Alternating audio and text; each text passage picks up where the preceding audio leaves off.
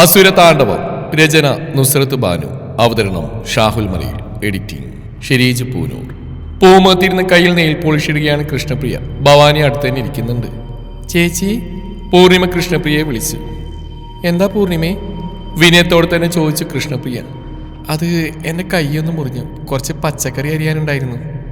അതിന് ശാരദയില്ലേ അവിടെ? ശാരദയൊന്നും വന്നിട്ടില്ല. എൻ്റെ പൂർണിമേ, എനിക്ക് സഹായിക്കണം എന്നൊക്കെ ഉണ്ട്. ദേ, ഞാൻ എൻ്റെ കയ്യിൽ നെയിൽ പോളിഷ് ഇടുക, ഞാൻ എങ്ങനെയാ ചെയ്യുക? കൃഷ്ണപ്രിയ സഹതാപത്തോടെ പറഞ്ഞു. അതേ പൂർണിമേ, ഇവള് ചെയ്ത ഈ കയ്യിലൊക്കെ അതിലാവും, പിന്നെ അത് കഴിക്കാനും കൊള്ളത്തില്ല. ആ, അത് ശരിയാ അമ്മേ, അല്ലാതെ ചേച്ചിക്ക് പണിയെടുക്കാൻ മടിയായിട്ടല്ല. അങ്ങോട്ട് വന്ന കൃഷ്ണമൂർത്തി ഒരു ചിരിയോടെ പറഞ്ഞു. ഓ, ഏട്ടനല്ലേലും ഇതല്ലേ പറയും. ഞാൻ സത്യം സത്യം പോലെ പറയും, അതിനാരും മുഖം കറുപ്പിക്കണ്ട. ഓ, ഇനിയൊന്നും പറയേണ്ട പൂർണിമേ, അവിടെ വെച്ചേക്ക്, ഞാൻ ചെയ്തോളാം. അയ്യോ, നീ ഇനി അതും പറഞ്ഞ് മുഖം കറുപ്പിക്കണ്ട. എൻ്റെ ഭാര്യയെ ഞാൻ സഹായിച്ചോളാം, നീ വാ പൂർണിമേ. കൃഷ്ണമൂർത്തി പൂർണിമയും കൂട്ടി അടുക്കളയിലേക്ക് ചെന്നു. ഓ, അവളുടെ തലയണ മന്ത്രം, അല്ലാതെ എന്താ? ഏട്ടനെ വരച്ച വരെ നിർത്തിയേക്കില്ലേ അമ്മ അവള്? ശരിയാ, അമ്മയായ എന്നേക്കാൾ വലുത് അവളും ആ മക്കളും തന്നെയാ. അതൊക്കെ അമ്മ ആദ്യം ശ്രദ്ധിക്കണമായിരുന്നു. ഇനി പറഞ്ഞിട്ട് കാര്യമില്ല. ഇപ്പൊ കണ്ടില്ലേ, അടുക്കള പണി എടുക്കാൻ പോയേക്കുന്നു. അമ്മയ്ക്ക് ഏട്ടനെ തടഞ്ഞുകൂടായിരുന്നോ? എന്നിട്ട് നീ പോയി ചെയ്തു കൊടുക്കുവോ? എനിക്കൊന്നും വയ്യ. എന്നാ പിന്നെ നീ നിന്റെ വാടിച്ചു വെക്ക്, ഭവാനി കൃഷ്ണപ്രിയെ നോക്കിക്കൊണ്ട് പറഞ്ഞു. കൃഷ്ണപ്രിയ മുഖം ചൊളിച്ചുകൊണ്ട് കയ്യിൽ നെയിൽ പോളിഷ് ഇടാൻ വീണ്ടും തുടങ്ങി. അയ്യോ, എന്റെ നെയിൽ പോളിഷ്! കൃഷ്ണപ്രിയ ദേഷ്യത്തോടെ ചാടി എണീറ്റു. ഓടിക്കതച്ച് അകത്തേക്ക് ഓടുന്ന കീർത്തിയെ കണ്ട് കണ്ണുരുട്ടി. ഡി! കീർത്തി തിരിഞ്ഞു നോക്കി. എങ്ങോട്ടാടി നീ ഓടിക്കറി പോന്നേ? ഇന്ന് എനിക്ക് ഓടിക്കറി കാണാൻ സത്രാണെന്ന് എഴുതിയ നീ എന്റെ നെയിൽ പോളിഷെ തട്ടിത്തെറിപ്പിച്ചു. ഓ, ആ തറയങ്ങ് തൂത്തെഴുകിയാ പോരെ? അത് ആരും ഒന്ന് ചെയ്യൂടി, നിന്റെ തന്ത ഒന്ന് തൂത്തുകളെയോടി. എന്റെ അച്ഛനെ പറഞ്ഞാലുണ്ടല്ലോ, നീ എന്ത് ചെയ്യൂടി? കീർത്തി കൃഷ്ണപ്രിയയുടെ മുന്നിലേക്ക് വന്നു. അയ്യോ! കൃഷ്ണപ്രിയ വേഗം ഭവാനിയുടെ പുറകിലേക്ക് നിന്നു. ഡി, ഞങ്ങളുടെ വീട്ടിൽ കയറി ഞങ്ങളുടെ നേരെ മെക്കിട്ട് കയറുന്നോടി. നിങ്ങളുടെ വീടോ? അതിനാരും നിങ്ങളുടെ വീട്ടിൽ വന്നു? ഞാൻ വന്ന എന്റെ പാറുവിനെ കാണാനാ, അല്ല നിങ്ങളുടെ തിരുമോന്ത കാണാനല്ല. അവരെ പുച്ഛിച്ചുകൊണ്ട് കീർത്തി അകത്തേക്ക് പോയി. പാർവതി, പാറു! അവൾ ഉറക്കെ വിളിച്ചുകൊണ്ടിരുന്നു. അവളുടെ ഒരു കോർവതി. അമ്മേതേ, എപ്പോഴത്തെയും പോലെ അല്ലല്ലോ. അവളിങ്ങനെ ധൃതി പിടിച്ചു വന്നെന്തിനാ? മാത്രം അവളുടെ കയ്യിലൊരു പേപ്പർ ഉണ്ടല്ലോ. ആ, എനിക്കറിയില്ല, അതിന്റെ മുഖം കാണുന്നേ ചതുർത്ഥിയാ എനിക്ക്. നീ തന്നെ പോയി അന്വേഷിക്ക്. അങ്ങനെ പറഞ്ഞു പോവല്ലേ? അമ്മ വാ, നമുക്ക് പുറകെ പോയി നോക്കാം. മനസ്സിലാ മനസ്സോടെ ഭവാനിയും കൃഷ്ണപ്രിയയുടെ കൂടെ പോയി. പാർവതി, പാർവതി! എന്റെ കീർത്തി, നീ ഇതെന്തിനാടി ഇങ്ങനെ കൂകി വിളിക്കുന്നേ? നിനക്കറിയില്ലേ ഞാൻ ഈ മുറി കാണുന്നു? പാർവതി! നിറഞ്ഞ സന്തോഷത്തോടെ കീർത്തി പാർവതി ഓടി വന്ന് കെട്ടിപ്പുണർന്നു. എന്താ കീർത്തി, നിനക്ക് വല്ല നിധിയും കിട്ടിയോ? എടി, എനിക്കല്ല, നിനക്കാ മോളെ ലെക്കടിച്ച്. ദേ നോക്ക്. പറഞ്ഞുകൊണ്ട് കയ്യിലെ പേപ്പർ പാർവതിയുടെ മുന്നിലേക്ക് നീട്ടി. MBA first rank holder Parvathi Mahadevan. പാർവതിക്ക് സന്തോഷം കൊണ്ട് കണ്ണുകൾ നിറഞ്ഞു. കീർത്തി, അതേടി മോളെ, ദേ ചെലവ് തരാതെ വീടില്ല മോളെ. എന്താ ചേച്ചി? സന്തോഷത്തോടെ നിറകണ്ണുകളോട് നിൽക്കുന്ന പാർവതിയെ കണ്ട് പല്ലവി മുറിയിലേക്ക് വന്നു. ഡി പല്ലവി, ഞങ്ങളുടെ റിസൾട്ട് വന്നു. നിന്റെ ഈ ചേച്ചിക്കാ ഫസ്റ്റ് റാങ്ക്. സത്യമാണോ ചേച്ചി? പല്ലവി സന്തോഷത്തോടെ പാർവതിയെ കെട്ടിപ്പുണർന്നു. മുറിക്ക് പുറത്ത് നീന്തി കേട്ട കൃഷ്ണപ്രിയയുടെയും ഭവാനിയുടെയും കണ്ണ് തള്ളിപ്പോയി. അമ്മേ, ഇവര് പറയുന്നൊക്കെ സത്യമാണോ? മുഖം ചുളിച്ചുകൊണ്ട് ചോദിച്ചു കൃഷ്ണപ്രിയ. അല്ലാതെ പിന്നെ അവർ ചുമ്മാ പറയോ? തുള്ളിച്ചാടിക്കൊണ്ട് ഒരുത്തി ഓടി വന്ന നീയും കണ്ടതല്ലേ? വാടിയ മുഖത്തോടെ കൃഷ്ണപ്രിയ ഒന്ന് മൂളി. പല്ലവി പാർവതിയുടെ കൈ പിടിച്ച് കൃഷ്ണമൂർത്തിയുടെ അടുത്തേക്ക് ഓടി. അച്ഛാ, അച്ഛാ! എന്താ പല്ലവി, നീ ഇതെന്തിനാ കൂകി വിളിക്കുന്നത്? നീ നോക്ക്, ചേച്ചിയുടെ റിസൾട്ട് വന്നു. ചേച്ചിക്കാ ഫസ്റ്റ് റാങ്ക്. ആഹാ, മോളെ പാറു, സന്തോഷായി. അല്ലേലും അച്ഛൻ്റെ മോളും ഇടിമിടിക്കുക. ഇന്നെന്തായാലും നമുക്ക് ആഘോഷിക്കണം, അല്ലേ പൂർണിമേ? പാർവതി പൂർണിമയുടെ മുഖത്തേക്ക് നോക്കി. ആ നിമിഷം മുഖത്ത് കാണുന്ന പുഞ്ചിരി കണ്ടതും പാർവതിക്ക് പറഞ്ഞറിയിക്കാൻ കഴിയാത്ത സന്തോഷം തോന്നി. ഇന്നെന്തായാലും വലിയ സദ്യ തന്നെ ഒരുക്കാം, അതും അച്ഛൻ്റെ കൈ കൊണ്ട്. എന്താ മോളെ? പാർവതി നിറഞ്ഞ പുഞ്ചിരിയോടെ കൃഷ്ണമൂർത്തി ഇറുകിയപ്പുറന്നു. അച്ഛന് ഒറ്റയ്ക്ക് ബുദ്ധിമുട്ടണ്ട, ദേ ഞങ്ങൾ സഹായിക്കാം. കീർത്തിയെ ഏറ്റുപിടിച്ചു. അതിനെന്താ, പൂർണ്ണ സന്തോഷം അല്ലേ മക്കളെ? എല്ലാവരുടെയും നിറഞ്ഞ പുഞ്ചിരിയും സന്തോഷത്തോടെ മുഴങ്ങിക്കൊണ്ടിരുന്നു. ഇതെല്ലാം കണ്ട് കൃഷ്ണപ്രിയയും ഭവാനിയും മുഖം കറുപ്പിച്ച് അവിടുന്ന് മാറി നിന്നു. കൃഷ്ണപ്രിയ ദേഷ്യത്തോടെ മുറിയിലേക്ക് ചെന്നു. കണ്ണാടിക്കുമ്പിൽ നിന്ന് തിരിഞ്ഞു മറിഞ്ഞു നോക്കി. മുഖത്തുള്ള പുട്ടിയെല്ലാം വാരിയിരുന്ന പ്രയാഗയെ കണ്ട് ദേഷ്യത്തോടെ അവൾക്കടുത്തേക്ക് ചെന്നു. ഡീ, നീ ഇവിടെ കണ്ണാടി നോക്കിയിരുന്നോ? ഓ, ഈ അമ്മയ്ക്ക് ഇതെന്താ? എടി, അങ്ങോട്ട് ചെന്ന് നോക്ക്, അവിടെ ആഘോഷത്തിന്റെ കലാശക്കൂട്ട് നടക്കുക. അമ്മ ഇതെന്തൊക്കെയാ പറയുന്നത്? എടി ആ പാർവതി, അവിടെ റിസൾട്ട് വന്നു. MBA first rank. അവിടെ പടക്കം പത്രത്തിലുണ്ട്. കൃഷ്ണപ്രിയ പറയുന്ന കേട്ട് പ്രയാഗയുടെ കയ്യിൽ നിന്ന് മേക്കപ്പ് ബോക്സ് നിലത്തേക്ക് വീണു. എന്താ അമ്മ പറഞ്ഞ്? അവൾക്ക് ഫസ്റ്റ് റാങ്ക്? നീ ഇവിടെ ഏതു നേരം കണ്ണാടിക്കുമ്പിൽ നിന്ന് അടിഞ്ഞൊരുങ്ങി നിന്നോ? അവള് പഠിച്ച് റാങ്ക് വാങ്ങി വലിയ പഠിപ്പായിട്ട് മാറുക. പ്രയാഗ് ദേഷ്യം ഇരഞ്ഞു കയറുന്നുണ്ടെങ്കിലും അതിനെല്ലാം നിയന്ത്രിച്ച് അവൾ കൃഷ്ണപ്രിയയെ നോക്കി. എൻ്റെ അമ്മേ, അവൾ ഏത് റാങ്ക് വാങ്ങിയാലും അവൾക്കൊന്നും കിട്ടാൻ പോകുന്നില്ല. അവളുടെ ജാതകം തന്നെ അവളെ നാശത്തിലെത്തിക്കും. പിന്നെ എന്തിനാ അമ്മ ഇങ്ങനെ ടെൻഷനാവുന്നേ? അതൊക്കെ നീ പറഞ്ഞ ശരിയാ. എന്നാൽ എനിക്ക് തങ്ങ് സഹിക്കുന്നില്ല. അമ്മ ടെൻഷനാവാതെ. പിന്നെ മോളെ, എന്താ അമ്മേ? നിന്റെ റിസൾട്ട് വരുമ്പോൾ നിനക്കും വേണം ഫസ്റ്റ് റാങ്ക്. First rank? കഴിഞ്ഞ എക്സാമിൽ പോയ 3 സബ്ജക്റ്റ് എഴുതിയെടുക്കാറുണ്ട്. അപ്പോഴാ പ്രയാഗ മനസ്സിൽ ചിന്തിച്ചു. നീ എന്താ ഓർക്കുന്നേ? മോളും വാങ്ങില്ല റാങ്ക്? അത് വാങ്ങിക്കും തീർച്ചയായിട്ടും. അമ്മ നോയിക്കോ. എനിക്കത് മതി. മനസ്സിൽ ആശ്വാസം വരുത്തിക്കൊണ്ട് കൃഷ്ണപ്രിയ പുറത്തേക്ക് ഇറങ്ങി. സദ്യ എല്ലാം ഒരുക്കി എല്ലാവരും കുളിച്ച് റെഡിയായി കഴിക്കാൻ ഒരുങ്ങി വന്നു. കൃഷ്ണമൂർത്തിയുടെ ഒരു വശത്ത് പാർവതിയും ഒരു വശത്ത് പല്ലവിയിരുന്നു. ഇരുവർക്കും അയാൾ ആദ്യം ഓരോരുള്ള വാരിക്കൊടുത്തു. ഇതെല്ലാം കാണുന്ന ഭവാനിയും കൃഷ്ണപ്രിയയും ദേഷ്യം കടിച്ചമർത്തി. കണ്ടോ അമ്മേ, എൻ്റെ മോള് ഫസ്റ്റ് റാങ്ക് വാങ്ങിച്ച്. ഇനിയിപ്പോൾ എനിക്കൊരു ആശ്വാസമായി. കാര്യങ്ങളൊക്കെ മോൾക്ക് ഏറ്റെടുക്കാലോ. എന്റെ ഭഗവതി, എനിക്ക് എന്താ കൃഷ്ണ, ഭ്രാന്ത് പിടിച്ചോ? കാര്യം ശരിയാ, ഇവൾക്ക് അവകാശപ്പെട്ടതാണെങ്കിലും എല്ലാം ഇവൾ തൊട്ട് മുടിഞ്ഞു പോട്ടെ എന്നാണ് നീ കരുതുന്നത്? അമ്മേ, എന്നോട് ശബ്ദവരുത്തി പിടിച്ചിട്ടാ നോക്കണ്ട. നീ നിന്റെ ഇഷ്ടം പോലെ ചെയ്തോ.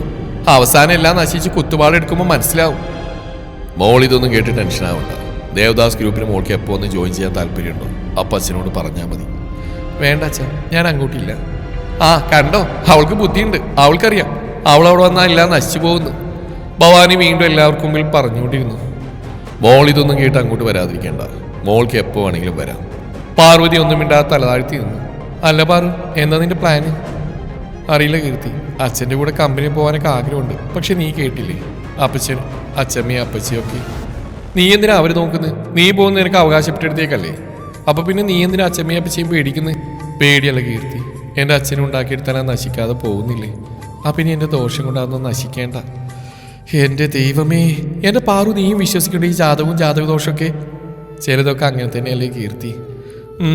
അവരെ പറഞ്ഞിട്ട് കാര്യമില്ല. നിന്റെ തലയിൽ തന്നെ ഇങ്ങനെയല്ലേ ചിന്തിച്ചുകൊണ്ട് നടക്കുന്നേ. നീ അതൊക്കെ വിട് കീർത്തി, നമുക്ക് പുറത്തേക്ക് ഇറങ്ങിയാലോ? ചുമ്മാ നടന്നിട്ട് വരാം. ഞാനും പറയാൻ നിൽക്കായിരുന്നു. വാ, പല്ലവിയും വിളിക്കും. വൈകാതെ 3 പേരും കൂടെ പുറത്തേക്ക് പോകാൻ ഒരുങ്ങി. കീർത്തി പൂമുഖത്തേക്ക് ഇറങ്ങിയതും. പോവാനോ? ഞാനോ? പെട്ടെന്ന് പോകാൻ പറ്റുമോ? കുറച്ചുകൂടെ കഴിയട്ടെ അച്ഛമ്മേ. നീ പെണ്ണേ, നിന്നോട് ഞാൻ പലവട്ടം പറഞ്ഞിട്ടുണ്ട് എന്നെ കയറി അച്ഛമ്മന്ന് വിളിക്കരുതെന്ന്. നിന്റെ തന്തയൊന്നും ഞാൻ പ്രസവിച്ചിട്ടില്ല. പിന്നെ അച്ഛമ്മയ്ക്കേറി ഞാൻ അച്ഛമ്മ എന്നല്ല കയറി പേര് വിളിക്കാൻ പറ്റുമോ? നീ പേരൊന്നും വിളിക്കേണ്ട, തമ്പുരാട്ടിയമ്മയെന്ന് വിളിച്ചോ. കീർത്തി ഭവാനിയമ്മയെ നോക്കി പൊട്ടിച്ചിരിച്ചു. എന്തിനാടി നീ ഇങ്ങനെ കൊക്കി ചിരിക്കുന്നേ? ഇവിടെ ആരും തുണിയൂരി നിൽക്കുന്നൊന്നുമില്ല. അയ്യോ, പിന്നെ ചിരിക്കാതെ. ഈ തമ്പുരാട്ടിയമ്മയെന്നൊക്കെ വിളിക്കണമെങ്കിലേ അതിനൊരു റേഞ്ച് വേണ്ട അച്ഛമ്മേ. ഡീഡി, നീ എന്നെ ഒന്നും വിളിക്കണ്ട, ഇറങ്ങി പോടി വസത്തെ. കണ്ടോ, ഇതുപോലത്തെ ഐറ്റത്തിനൊക്കെ തമ്പുരാട്ടിയമ്മയെന്ന് വിളിച്ചാലേ കാലം വരെ എന്നെ ചെരുപ്പൂരി അടിക്കും. ഡീ, അച്ഛമ്മ തുടങ്ങിയോ? പാർവച്ചിത്തൊന്നും മതിയാവായിട്ടാണോ ഇനി കീർത്തി ചേച്ചിയും കൂടി? അങ്ങോട്ട് വന്ന പല്ലവി അച്ഛമ്മയെ നോക്കിക്കൊണ്ട് പറഞ്ഞു. അവളും മാത്രല്ല, നീയും കണക്കാ. ആയിക്കോട്ടെ. അച്ഛമ്മ രണ്ടുപേരെയും നോക്കിക്കൊണ്ട് മുഖം കറുപ്പിച്ചു. പാർവതി ഇറങ്ങി വന്നു. 3 പേരും കൂടെ പുറത്തേക്ക് ഇറങ്ങി. എങ്ങോട്ട് ചേച്ചി? ചുമ്മാ പാടത്തും പറമ്പിലൂടെയൊക്കെ നടക്കാൻ പല്ലവി. അത് ശരിയാ. എന്നാ പിന്നെ നമുക്ക് ദേവീക്ഷേത്രത്തിനും കൂടെ പോയാലോ? അവിടെ ക്ഷേത്രത്തിൽ ഒരുപാട് നീലത്താമര വിരിഞ്ഞിട്ടുണ്ട്. നമുക്കത് കണ്ടിട്ട് വരാം. എന്നാൽ നമുക്ക് ആദ്യം അങ്ങോട്ട് പോവാം, അല്ലേ പാർവതി? ആയിക്കോട്ടെ. 3 പേരും കൂടെ ദേവീക്ഷേത്രത്തിലേക്ക് നടന്നു. ക്ഷേത്രത്തിനടുത്തെത്തിയതും പാർവതി പുറകിലെ വിളി കേട്ട് 3 പേരും ഒരുപോലെ തിരിഞ്ഞു നോക്കി. ഒരു ചിരിയോടെ നടന്നു വരുന്ന മഹിയെ കണ്ട് പാർവതിയും പുഞ്ചിരിച്ചു. എന്നാൽ കീർത്തിയും പല്ലവി ആരെന്ന ഭാവത്തോടെ നോക്കി നിന്നു. പല്ലവി, ഇതാ ഞാൻ രാവിലെ പരിചയപ്പെട്ടു എന്ന് പറഞ്ഞ ആള്, മഹിയേട്ടൻ. ഇതാണല്ലേ മാഷ്? കീർത്തി അപ്പോഴും അറിയാത്ത ഭാവത്തിൽ നോക്കി നിന്നു. കീർത്തി, ഞാൻ നിന്നോട് പറയാൻ മറന്നു, ഇത് ഇവിടുത്തെ LP സ്കൂളിലെ മാഷ് മഹി. എന്നെ ഇത്ര പെട്ടെന്ന് പരിചയപ്പെടുത്തലും കഴിഞ്ഞോ? ചേച്ചി എനിക്ക് രാവിലെ പരിചയപ്പെടുത്തി. വഴിയിൽ വെച്ചൊരു ഏട്ടനെ കിട്ടിയെന്ന് പറഞ്ഞു. പള്ളിവേര് കുറുമ്പോടെ പറഞ്ഞതും പാർവതി അവളെ നോക്കി കണ്ണുരുട്ടി. അത് ശരി. തൽക്കാലം ഏട്ടനെങ്കിൽ ഏട്ടൻ അല്ലേ പാർവതി? ഇവള് ചുമ്മാ ഓരോന്ന്. അല്ല, എന്താ ഇവിടെ? നല്ല ചോദ്യം. അമ്പലത്തിൽ വരുന്ന പ്രാർത്ഥിക്കാനുള്ള എന്തിനാ പാർവതി? അയ്യോ, ഞാൻ അതല്ല, മയ്യേട്ടനെ ശിവക്ഷേത്രത്തിലല്ലേ കണ്ടത്. ആ ഓർമ്മയില് ഞാൻ പറഞ്ഞില്ലേ ഞാൻ ഇവിടേക്ക് വരാറ്. പിന്നെ ഇടയ്ക്ക് വെച്ച് ശിവകീർത്തനം കേട്ടത്. അതിൻ്റെ ഉടമയെ നോക്കിയാ അവിടെ എത്തിയത്. മായി പറയുന്ന കേട്ട് കീർത്തിയും പലയും പുറത്തേക്ക് വന്ന ചിരി അടക്കി പിടിച്ചു. പിന്നീട് അങ്ങോട്ട് മായി അവരുടെ കൂടെ കൂടി. ക്ഷേത്രത്തിൽ നിന്നിറങ്ങുന്നവരെ 4 പേർക്കിടയിൽ നല്ലൊരു സൗഹൃദം തന്നെ ഉടലെടുത്തു. എന്നാൽ ശരി, ഞാൻ വീട്ടിലേക്ക് പോട്ടെ. ആ പിന്നെ മയ്യേട്ടൻ പറഞ്ഞ സ്വാദുള്ള ഉണ്ണിയപ്പം അത് ഞങ്ങൾക്കൂടെ നാളെ അമ്മയോട് പറഞ്ഞുണ്ടാക്കി തരാൻ പറയണേ. പലവി മയ്യെ നോക്കി വിളിച്ചു പറഞ്ഞു. അതിനെന്താ, കൊണ്ടുവരാലോ. മയ്യ ഒരു പുഞ്ചിരിയോടെ മറുപടി നൽകി. എന്റെ പല്ലവി, എനിക്കിതെന്താ വെറുതെ അവരെ ബുദ്ധിമുട്ടിക്കാൻ? ഓ, ഞാൻ ചുമ്മാ പറഞ്ഞില്ല ചേച്ചി. എന്നിട്ട് അങ്ങേര് പുണ്യപ്പം ഉണ്ടാക്കാൻ നിൽക്കുമല്ലേ. എന്നാലും പാർവതി ആളുകൊള്ളാം. നീ അങ്ങനെ ഏട്ടനായിട്ട് കാണുന്നത് പാവത്തിന് ചെറിയ പരിഭവമുണ്ട്. അതേ ചേച്ചി, കാണാനും കൊള്ളാം. ജാതകത്തിൽ വിശ്വാസമില്ല. അപ്പൊ ഒരു കൈ നോക്കിയാലോ? ഈ പെണ്ണെ നല്ല വെച്ചുവരും. ഞാൻ മയൂർ ഏട്ടൻ്റെ സ്ഥാനത്ത് ഞാൻ കണ്ടിട്ടുള്ളൂ. അല്ലാതെ ഞങ്ങൾ ചുമ്മാ അറിഞ്ഞില്ല ചേച്ചി. ചേച്ചിക്ക് വേണ്ടി നോക്കണ്ട, എനിക്ക് നോക്കാലോ. കാണാനും സുന്ദരം. പാർവതി പല്ലവിയെ തുറിച്ച് നോക്കി. ഈ പെണ്ണെ ഈ വർഷം +2 എക്സാം വരുന്നല്ലേ ഉള്ളൂ. നല്ല മാർക്ക് വാങ്ങിയില്ലേ? അപ്പൊ കാണാം. എന്റെ ചേച്ചി, ഞാൻ ചേച്ചിയുടെ അല്ലേ അനിയത്തി. അപ്പൊ പിന്നെ മോശമൊന്നും ആവില്ല അല്ലേ കീർത്തി ചേച്ചി? അതെ അതെ. കീർത്തി ഒരു ചിരിയോടെ തലയാട്ടി. പുറത്തുനിന്ന് ചുറ്റിക്കറങ്ങി സന്ധ്യാവറായപ്പോഴേക്കും 3 പേരും വീട്ടിലേക്ക് തിരിച്ചു. കീർത്തി നേരെ അവളുടെ വീട്ടിലേക്ക് പോയി. പാർവതി കിടന്നിട്ട് ഒട്ടും ഉറക്കം വരുന്നുണ്ടായിരുന്നില്ല. തന്നെ ചുറ്റിപ്പിടിച്ച പല്ലവിയുടെ കൈകൾ എടുത്തു മാറ്റി. എഴുന്നേറ്റ് മുടിയെല്ലാം ഒന്ന് ചുറ്റിക്കെട്ടി പാർവതി. മേശപ്പുറത്ത് ജഗിൽ നിന്ന് വെള്ളം കുടിക്കാൻ വേണ്ടി എടുത്തതും അതിൽ വെള്ളം ഉണ്ടായിരുന്നില്ല. ഡോർ തുറന്ന് അടുക്കളയിലേക്ക് ലക്ഷ്യമാക്കി നടന്നു. മെയിൻ ഡോർ തുറക്കുന്ന ശബ്ദം കേട്ട് പാർവതി അവിടെ തന്നെ ചലിക്കാൻ നിന്നു. ഈ സമയത്ത് ഇതാരാ ഈശ്വര? മനസ്സിൽ മഹാദേവനെ ഓർത്തുകൊണ്ട് പതിയെ ഹാളിലേക്ക് നടന്നു പാർവതി. മെയിൻ ഡോർ ലോക്ക് തുറന്ന് കൃഷ്ണപ്രിയ ഡോർ ചാരി വെച്ചിട്ട് മുറിയിലേക്ക് തന്നെ പോയതും സംശയത്തോടെ നോക്കി നിന്നു പാർവതി. അല്പനേരം അവൾ അവിടെ തന്നെ മറഞ്ഞു നിന്നു. കുറച്ച് സമയം കഴിഞ്ഞതും ഡോർ തുറന്ന് ആടി ആടി വരുന്ന പ്രയാഗയെ കണ്ടതും പാർവതി ഞെട്ടിപ്പോയി. എന്റെ ഈശ്വര, ഇവളിപ്പോഴാണോ വരുന്നേ? അപ്പൊ നേരത്തെ അപ്പച്ചിയിൽ അവൾ വന്ന് കിടന്നു പറഞ്ഞ്. അവളുടെ ആടി ആടിയുള്ള വരവിലെന്തോ പന്തികേട് തോന്നിയതും വേഗം ചെന്ന് ഹാളിൽ ലൈറ്റ് ഓൺ ചെയ്തു പാർവതി. ഹാളിൽ ലൈറ്റ് ഓൺ ആയതും പ്രയാഗ ചുറ്റും നോക്കി. മുന്നിൽ നിൽക്കുന്ന പാർവതിയെ കണ്ടതും അവൾ തികഞ്ഞ ഞെട്ടലോടെ അവളെ നോക്കി. പാർവതി അവളുടെ അടുത്തേക്ക് ചെന്നു. നാസികയിലേക്ക് തുളഞ്ഞു കയറുന്ന ഗന്ധം. പാർവതി തലചരിച്ച് മൂക്ക് പൊത്തിപ്പിടിച്ചു. ഡി, എന്ത് നാറ്റാടി നിന്നെ? ഇതെന്താടി? പ്രയാഗ അവളെ പുച്ഛത്തോടെ നോക്കി. നീ നിന്റെ കാര്യം നോക്കി ചെന്ന് കിടക്കാൻ നോക്ക്. അല്ല, ഞാൻ എന്ത് ചെയ്തു നോക്കണ്ട. ഒരു പുണ്യവതി ക്ഷമയാ വന്നേക്കുന്നു. പ്രയാഗ നിന്നോടാ ചോദിച്ചത്. നാവ് കുഴഞ്ഞു പറയുന്നവളെ കണ്ട് പാർവതി വീണ്ടും ചോദിച്ചു. എന്താണെന്ന് അറിയണോടി? ഞാൻ കുറച്ച് മദ്യം കുടിച്ചു. എന്താ, നിനക്കെന്തെങ്കിലും പറയാനുണ്ടോ? പാർവതി കൈവീശി അവളുടെ മുഖമടച്ചൊന്ന് കൊടുത്തു. പ്രയാഗ കവിൾ പൊത്തിപ്പിടിച്ച് പാർവതിയെ പകപ്പോടെ നോക്കി.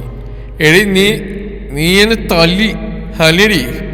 വലിഞ്ഞു മുറിയ മുഖത്തോടെ പ്രയാഗ പാർവതിയെ നോക്കി. ഇനി ഈ കോലത്തിൽ വീണ്ട പടി നീ കേറിയ. പറയുന്നതോടൊപ്പം വീണ്ടും അവളുടെ കവിൽ ആഞ്ഞടിച്ചു പാർവതി. ഹാളിലേക്ക് വന്ന കൃഷ്ണപ്രിയ മുന്നിലെ കാഴ്ചയിൽ തറഞ്ഞുപോയി. ഇവളെങ്ങനെ ഇപ്പൊ ഇവിടെ വന്ന്?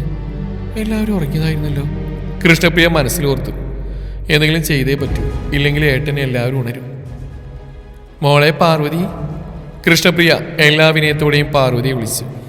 കൊള്ളാപ്പച്ചി, ഇവളുടെ എല്ലാ തോന്നിവാസത്തിനും അപ്പച്ചിയും കൂട്ടു നിൽക്കുന്നുണ്ടല്ലോ. മോളെ, അത് ഇവൾക്കൊരു അബദ്ധം പറ്റിയ. മോളൊന്ന് ക്ഷമിക്കുക. ഒരു കാര്യം കൂടി ചോദിച്ചോട്ടെ അപ്പച്ചി. ഇടയ്ക്ക് പാർട്ടി എന്ന് പറഞ്ഞവൾ പോവാറുണ്ടല്ലോ. അന്നൊക്കെ അപ്പച്ചി ഇവൾ നേരത്തെ വന്ന് ഉറങ്ങിയെന്ന് പറയാറുണ്ട്. ഇപ്പൊ പറ, അന്നും ഇതുപോലെ തന്നെ ആയിരുന്നോ? കൃഷ്ണപ്രിയ വാക്കിൽ കിട്ടാൻ തലതാഴ്ത്തി നിന്നു. പാർവതി വീണ്ടും പ്രയാഗയെ നോക്കി. അപ്പോഴൊരു കൂസലുമില്ലാതെ പാർവതിയെ പുച്ഛിച്ചുകൊണ്ട് ചുണ്ടുകൂട്ടിയവൾ. ഇത്രയും ആയിട്ടുള്ളൂ നീ, അപ്പോഴേക്കും അതിന് നിനക്കെന്താടി? പ്രയാഗ വീണ്ടും പാർവതിയെ പുച്ഛിച്ചുകൊണ്ട് ചോദിച്ചു. പാർവതി ദേഷ്യത്തോടെ അവളെ കൈത്തണ്ടിൽ പിടിച്ച് മുന്നോട്ട് നിർത്തി. നിനക്ക് തോന്നിയ പോലെ നടക്കാനുള്ളതല്ല ഈ ദേവപ്രസ്ഥ തറവാട്. മര്യാദക്ക്, അല്ലെങ്കിൽ വീണ്ടും പുറത്താ. നീ ഓർത്തോ? മോളെ. പുറകിൽ പെട്ടെന്ന് കൃഷ്ണമൂർത്തിയുടെ ശബ്ദം കേട്ടതും കൃഷ്ണപ്രിയയുടെ ഉള്ളു പിടഞ്ഞു. അയ്യോ ഏട്ടൻ. എന്താ ഇവിടെ? നിങ്ങളെല്ലാവരും ഇതുവരെ ഉറങ്ങിയില്ലേ? എല്ലാവരെയും നോക്കിക്കൊണ്ട് ചോദിച്ച കൃഷ്ണമൂർത്തി. പാർവതി പ്രയാഗയെ നോക്കി. അപ്പോഴും അവളുടെ മുഖത്ത് പുച്ഛം മാത്രമായിരുന്നു. ദേ അച്ഛാ, ഒരുത്തി കയറി വരുന്ന നേരം കണ്ടോ? അതും കള്ളും കുടിച്ച്. എന്തൊക്കെയാ പാർവതി നീ പറയുന്നേ? അപ്പോഴേക്കും ബാക്കിയുള്ളവർ ഹാളിലേക്ക് എത്തിയിരുന്നു. അതെ അച്ഛാ, ഇടയ്ക്ക് പാർട്ടി എന്ന് പറഞ്ഞു പോകുന്ന ദിവസമൊക്കെയും ഇവള് വന്നു കയറുന്ന ഈ സമയത്താ, അതും ഈ കോലത്തിൽ. അതിന് കൂട്ടു നിൽക്കാൻ അപ്പച്ചിയും. എല്ലാവരും അമ്പരപ്പോടെ അവരെ നോക്കി. കൃഷ്ണമൂർത്തി കൃഷ്ണപ്രിയയുടെ മുന്നിലേക്ക് വന്നു. ഡി, പാർവതി പറഞ്ഞൊക്കെ സത്യമാണോ? ഇവളെന്നും കയറി വരുന്ന ഈ കോലത്തിലാണോ ഡി?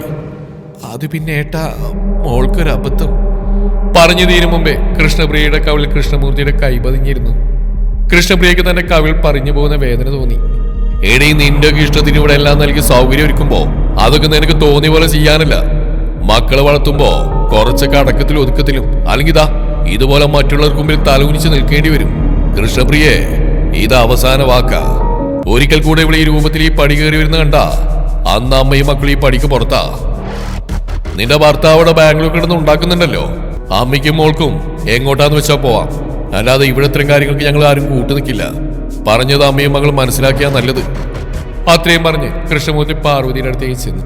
മോൾ ചെല്ല്, പോയി ഉറങ്ങിക്കോ. ഇനി ഇതുപോലെ വല്ലതും ഉണ്ടായ അന്ന് ഈ അച്ഛൻ പറഞ്ഞ പോലെ ഇവളുടെ സ്ഥാനം ഈ പടിക്ക് പുറത്താ. കൃഷ്ണമൂർത്തി പറയുന്ന കേട്ട് എല്ലാവരും പ്രയാഗയെയും കൃഷ്ണപ്രിയയെയും നോക്കി. ശേഷം ഓരോരുത്തരും മുറിയിലേക്ക് പോയി. പ്രയാഗ ദേഷ്യത്തോടെ മുറിയിലേക്ക് പോയി. നേരെ ചെന്ന് ബാത്റൂമിൽ കയറി ഷവർ തുറന്നിട്ട് അതിന് താഴെ നിന്നു. ശരീരത്തിലൂടെ വെള്ളം ഒഴുകിയിറങ്ങുമ്പോഴും പാർവതിയെ ചുട്ടരിക്കാനുള്ള പകയെരിഞ്ഞിരുന്ന അവൾ കൺമുന്നിൽ അപ്പോഴും പാർവതിയുടെ കൈകൾ തന്റെ കവിളിൽ പതിഞ്ഞതോർത്ത് കൈകൾ മുടിയിൽ കോർത്ത് വലിച്ചു. കൃഷ്ണപ്രിയ ഒരു പ്രതിമ കണക്കാൻ നിന്നു. ആദ്യമായി തന്റെ ഏട്ടന്റെ കൈകൾ തന്നിൽ പതിഞ്ഞത് ഇപ്പോഴും വിശ്വസിക്കാൻ കഴിയാതെ യാന്ത്രികമായി ഓരോന്ന് ചെയ്തു.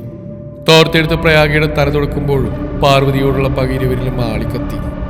ഇല്ല പാർവതി, നീ കുറിച്ചു വെച്ചോ. നിന്റെ കൈകൾ എന്റെ കവിളിൽ പതിഞ്ഞതിന് നീ ഒരുപാട് കരയുന്ന ദിവസം വരും പാർവതി. മോളെ വിഷമിക്കാതെ, അവളെ കരയിപ്പിച്ചിട്ട് ഞാൻ മടങ്ങിയിരിക്കൂ. അവള് ആ നാശം പിടിച്ചവൾ ഒറ്റൊരുത്തി കാരണം എന്റെ ഏട്ടൻ എന്നെ തല്ലിയത്. അവള് പറഞ്ഞില്ലായിരുന്നെങ്കിൽ എല്ലാവരുടെയും മുമ്പിൽ തലകുനിച്ച് നിൽക്കേണ്ടി വരില്ലായിരുന്നു എനിക്ക്. എല്ലാത്തിനും അവളെ ഇഞ്ചിഞ്ചായി വേദനിപ്പിക്കും ഞാൻ. അതെ അമ്മേ, അവൾ കരയണം. അതെനിക്കെന്റെ കാതുകളിൽ മതിവരുവോളം കേൾക്കണം. ഇരുവരിലും ദേഷ്യവും പകയും ആളി കത്തിക്കൊണ്ടിരുന്നു. തുടരും ഈ കഥയുടെ ബാക്കി ഭാഗം നാളെ ഇതേ സമയം.